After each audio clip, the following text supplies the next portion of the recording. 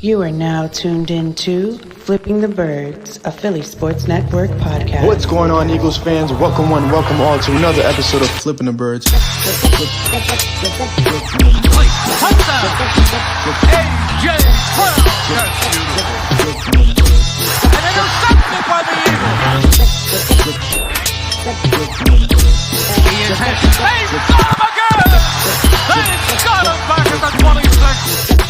He's into the end zone. Touchdown, Eagles. What's going on, Eagles fans? Welcome all to another episode of Flipping the Birds. I'm Brian Cameron alongside David Neese, Corey Naito on this beautiful Tuesday evening. How are you guys feeling today? Doing well. You know, it's hard to believe we're already in February. The Senior Bowl just wrapped up. I know David was locked in on that. And it's kind of full-on draft coverage now for the Philadelphia Eagles and everybody who covers them. Obviously, Sean Mannion's a big story, and hopefully we'll hear from him sooner than later. But the Eagles obviously don't really like to rush those types of press conferences, so we might be waiting a little while to hear from the new OC. But other than that, getting ready for this Super Bowl, I feel like there's not a whole lot of buzz surrounding the Super Bowl. I don't know about you guys. It's the Patriots. How you feeling, David? Yeah, I kind of agree. I almost forgot it was like media week until I saw like clips of it yesterday. I completely forgot all about it, to be honest with you, which is pretty sad. I do think it's a compelling matchup. It's got some cool storylines as far as the quarterbacks and, but yeah, I don't know. Maybe we're just spoiled since we were in 2 of the last 3 Super Bowls. Eagles fans just don't care anymore. Well, we could talk about something that Eagles fans do care about right now, as everybody went into, you guys like that, right? Everybody went into disarray last week with the rumors leaking out, finally coming to light that Vic Fangio was mulling retirement. And it's much deeper than that, as the three of us and a lot more people know. But what are your main takeaways from what leaked out? We can start with David. As far as him like wanting to retire, yeah, I don't think that should be that surprising. I mean, I think he kind of did the same thing after they won the Super Bowl. I think he probably, took his time. I remember it was a little bit of a storyline, nothing like this, because I guess it's more expected for people to leave after, winning a championship. A lot of people like to go out on top. I think this took more fans off guard just because of the way it happened. And I think also the way it was characterized when it did come out, because a lot of people's first reaction is this can't possibly be true because they wouldn't have let Christian Parker walk out the door if this was real. But, they use the word let. Christian Parker can walk out the door. Like he can take a promotion. And that's exactly what he did. And that's not to say that he wanted to stick around. I think a lot of people always believe that, people want to be with certain teams for life. And, they are not the same as fans. This is a job for them. This is a business. They move around quite frequently and they're used to it. You catch people every now and again who want to stick around and be there for the long haul, but by and large, all of these guys are fighting for promotions and they want bigger and better things. And he wasn't going to wait around, even if he did want to stay with the team. He wasn't going to wait around to, see what Fangio wants to do and just have a natural heir apparent there. That just isn't how it works. So collectively we discussed whether we should have come out with the information about, Fangio and what was going on with all of that. And I think a lot of it has still not really come to surface. I think a lot of it is still hidden and, and quite frankly, a lot of people are saying it's a done deal now, and maybe it is. I haven't heard that, but it was dangerously close to happening. And the dynamics and the reasons behind it happening have kind of still, been swept under the carpet. And I think that's a bigger story moving forward as why. I mentioned this on the show a couple of weeks ago. It's like, why does everybody leave here? Because it's the same problems why Kellen Moore left. Like a lot of people would say that, oh, he left for to take a head coaching job. He could have stayed another year too and got his pick of the litter. I mean, there were 10 jobs this year, and there's jobs every year. I mean, let's just face it. And as far as offensive coordinators, how many are being replaced this year? 20? It's some astronomical number like that. So there is something there where a lot of people inside the staff are not as loyal as a lot of people think that they should be. And maybe you need to look deeper into what the common denominator is there. Corey.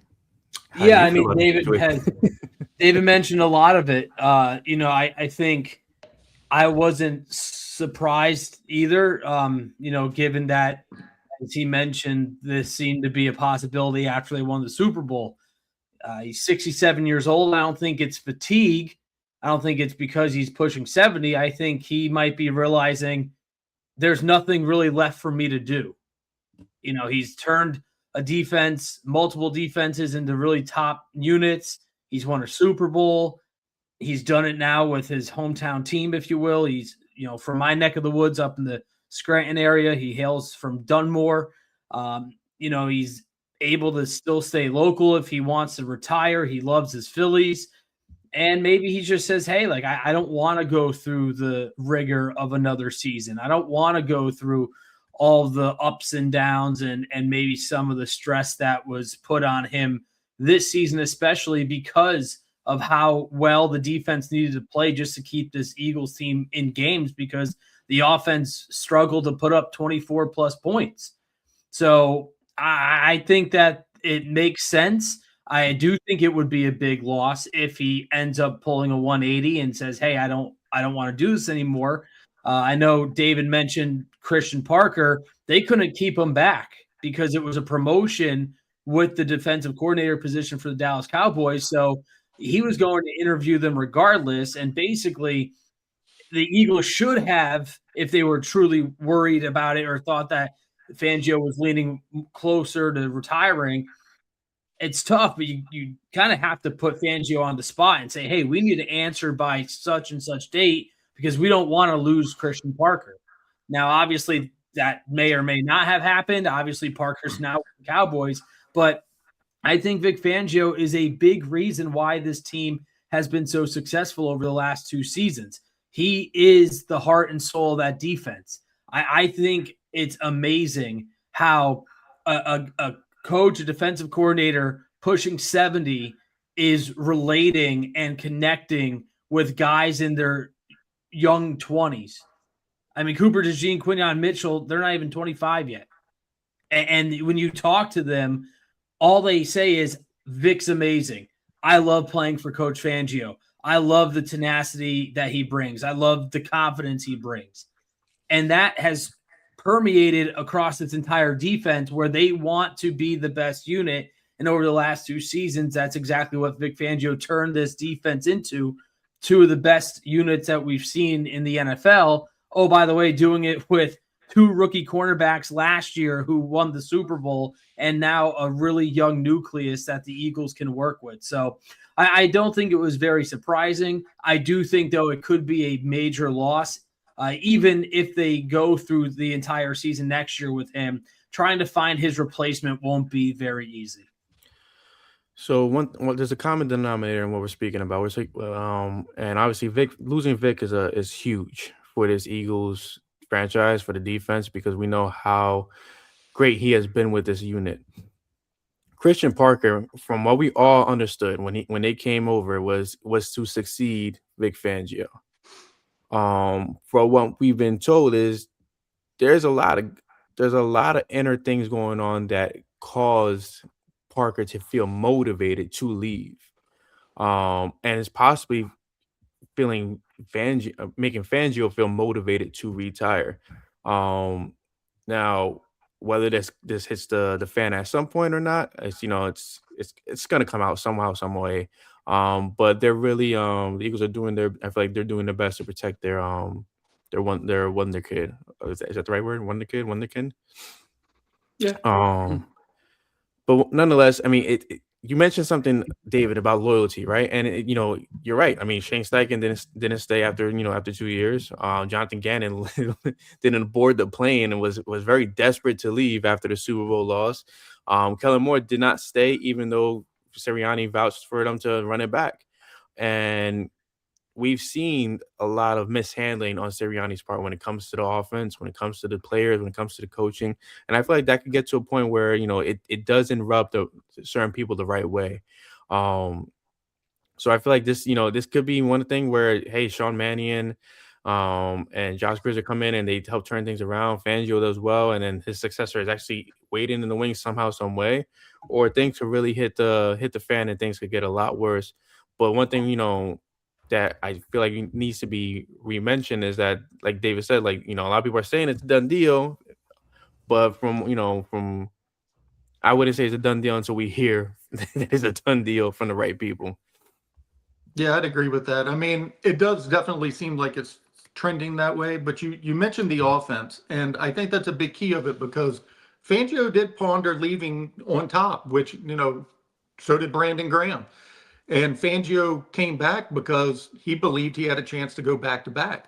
And with the defense that he did have a chance to go back to back, and the offense squandered it. And that is solely on one person's shoulders.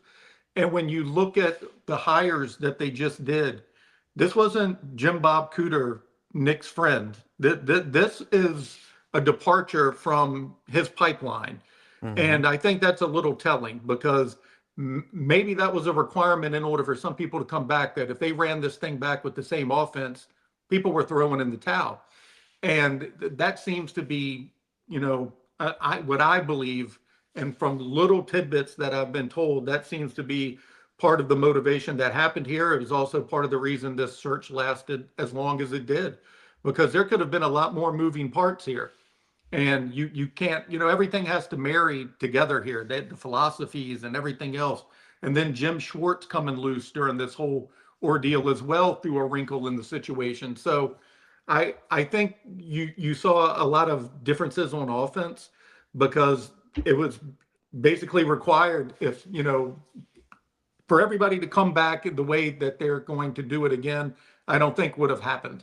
I think there had to be offensive philosophy changes. There had to be a little bit of relinquish of control from Nick Sirianni in regards to the offense.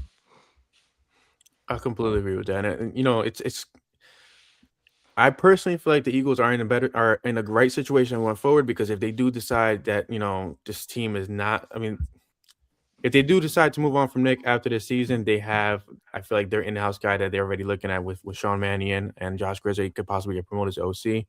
But nonetheless, at the very moment, from what we're hearing, Vic Fangio is still with the Eagles until he's not.